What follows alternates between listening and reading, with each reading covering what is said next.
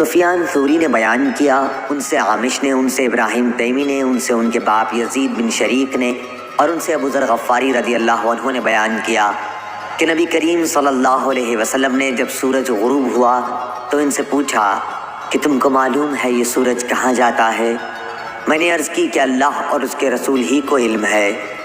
آپ صلی اللہ علیہ وسلم نے فرمایا کہ یہ جاتا ہے اور عرش کے نیچے پہنچ کر پہلے سجدہ کرتا ہے، پھر دوبارہ آنے کی اجازت چاہتا ہے اور اسے اجازت دی جاتی ہے، اور وہ دن بھی قریب ہے جب یہ سجدہ کرے گا تو اس کا سجدہ قبول نہ ہوگا، اور اجازت چاہے گا لیکن اجازت نہ ملے گی، بلکہ اس سے کہا جائے گا کہ جہاں سے آیا تھا وہیں واپس چلا جا۔ چنانچہ اس دن وہ مغرب ہی سے نکلے گا۔ اللہ تعالیٰ کے فرمان وَالشَّمْسُ تَجْرِي لِمُسْتَقَرٍّ لَهَا ذَلِكَ تَقْدِيرُ الْعَزِيزِ الْعَلِيمِ، سورہ یاسین آیت نمبر 38 میں اسی طرف اشارہ ہے۔ صحیح بخاری حدیث نمبر 3199۔